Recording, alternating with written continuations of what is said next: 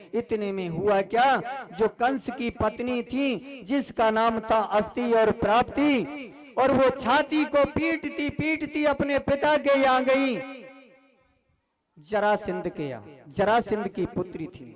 पिता ने पूछा बेटी हुआ तो क्या हुआ? बोले आपका जो दामाद कंस कृष्ण और बलराम ने मार डाला। जब उन्होंने छाती पीटी, उनका दुख देख करके जरासिंध नहीं रह सका।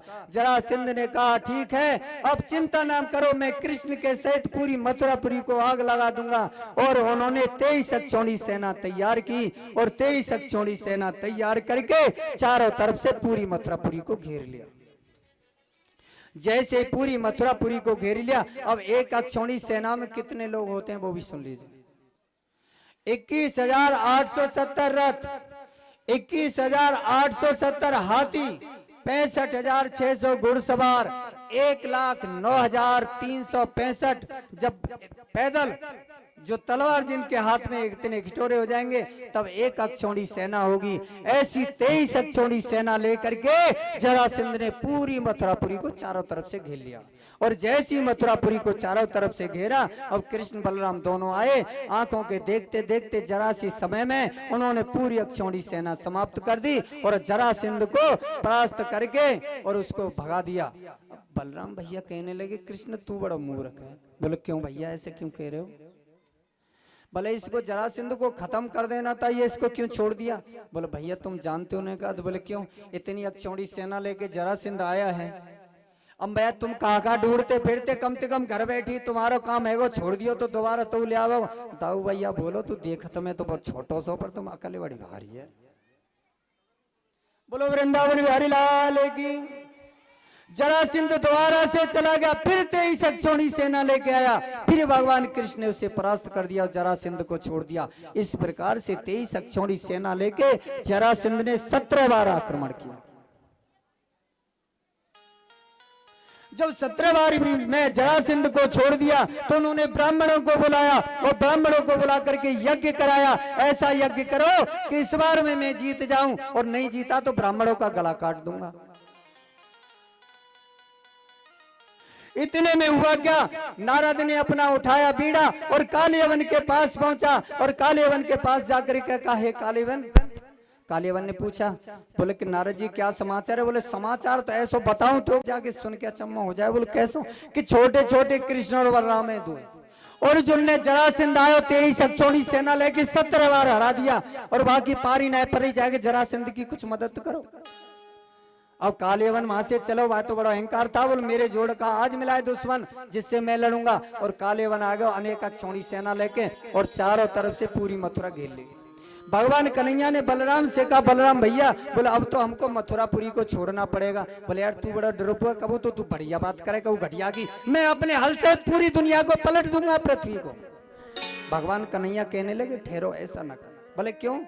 कि जब तक हम मथुरा में रहेंगे विपत्ति रहेगी, इसलिए मेरी बात सुनो। इसलिए भगवान श्री कृष्ण ने साथ ही साथ एक रात ही रात में 48 कोस लंबाई और 48 कोस की चौड़ाई में द्वारकापुरी का निर्माण किया विश्वकर्मा की सहायता से। और विश्वकर्मा की सहायता से निर्माण करके योग माया की सहायता से जितने भी मथुरावासी है रात ही रात में सब द्वारकापुरी में पहुंचा दिए, स्वा दिए जाएगा। अब सवेरे जगह जब सबन ने पतोरे दरवाजों के तरह हमारो अब करने लगे द्वार कहाँ है, द्वार कहाँ है, द्वार कहाँ है, इसलिए उस जगह को नाम है गो द्वारका। अब उधर देखा भगवान कृष्ण और बलराम दो ही, तीसरा कोई हती नहीं, वहां वे तो सब पहुंचाई दिए। और जरासंध तो उधर तैयारी कर रहे 18वीं बार में, और कालेवन ने चारों तरफ से घेरा लगाया। अब भगवान कन्हैया बातें बलराम तो कहने बड़े भैया ने रुक जा तू, मैं अकेले जाऊंगा।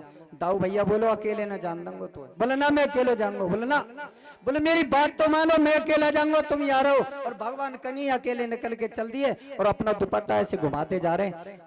और जैसे ही जा रहे सीधे कालेवन की तरफ। कालेवन धीरे धीरे सोचने लगो, मैंने न्यू सुनी काला काला है, मुरली वाला है, और देखने में तो छोटो सो लगे लेकिन पेट में दाढ़ी। कहूं जी आरो का है, कारो कारो सो जीतो ना है।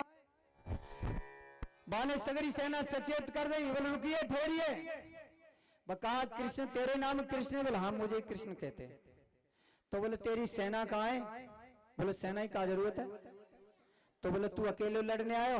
बोले रे तारीफ की बात, क्या तुमको अपने ऊपर विश्वास नहीं है बल का? अरे इस दुनिया को मरवाने से क्या फायदा है? तुम और मैं, हम और तुम दोनों, अगर आपको अपने ऊपर घमंड है, भले तो मेरे साथ लड़ो, दुनिया से क्या जरूरत है? अच्छा बोले तो ठीक है, तू अकेला लड़ेगा? हाँ अच्छा, मैं भी अपना शस्त्र रख देता हूँ। बहुत अस्त्र शस्त्र रख दिए, आएगो नीचे उतर के। भगवान कन्हैया के कहने लगे ठीक है, अब हम अकेले दो ही लड़ेंगे, तीसरा कोई नहीं है। भगवान कन्हैया कहने लगे जी कोई मानने की बात है? बोले कई की बात है? बोले चारों तरफ से आपकी सेना ने मुझे घेर रखा है, अगर तुम हार जाएंगे तो सेना टूट पड़ेगी, अगर जीत मतलब रहे। अगर अकेले लड़ना है तो सेना को यही रोक दो, मेरे साथ चलिएगा, जहां हम और तुम अकेले होंगे दूसरा नहीं हो। अब काले बने तो घमंडो बेवरो, चल सेना को रोक दिया, तुम यही रहना। और भगवान कन्हैया उसे ले गए, और जब थोड़े देर बनी की कितन दूर, और बोल मैं दूर, और चले कितन दूर, बोल थोड़ी दूर, बोल कितन दूर, थोड़ी दूर। और भगवान कन्हैया ने अपना पटका फिराया और भगवान कन्हैया भागने लगे आगे आगे, और पीछे पीछे काले बन।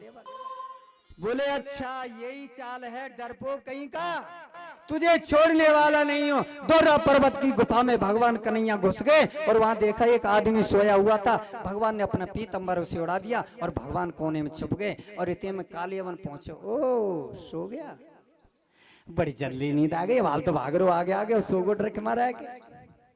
और कालियावन ने करी ने धक्कर एक छाती पे लात मारी, और जैसी उसकी निद्रा टूटी, और जैसी कपड़ा मुंह पे तो उठायो, और जैसी दृष्टि कालियावन पे पड़ी, जल करके राख हो गया, भस्म हो गया।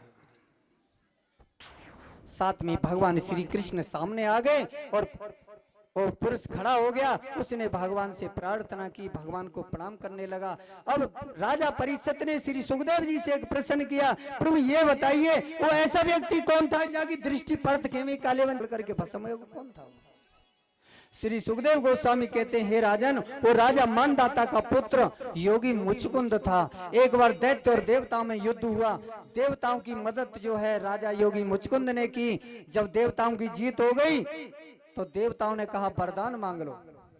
उन्होंने कहा वरदान यदि देना चाहते हो तो ऐसा वरदान दो कि मैं बहुत थक गया हूँ, अब मैं सोना चाहता हूँ, आराम करना चाहता हूँ, और अगर कोई कच्ची नींद मुझे जगा दे तो मेरी दृष्टि पड़ती हुई जल के भस्म हो जाना चाहिए। देवता ने कही तथास्तु ऐसे ही होगा। और वही योगी मुचकुंद जो सो रहा था, योगी मुचकुंद ने भगवान के चरणों में प्रार्थना की और कहा हे प्रभु अब मुझे अपने साथ ले चलिए। भगवान कन्हैया ने देखी ऐसे करके ताल वृक्ष के समान लम्बो बन, या कहां संग ले डोलो। भगवान कहने लगे तू मेरा भजन कर, भजन करके मुझे प्राप्त हो जाएगा, आशीर्वाद दे के चलो।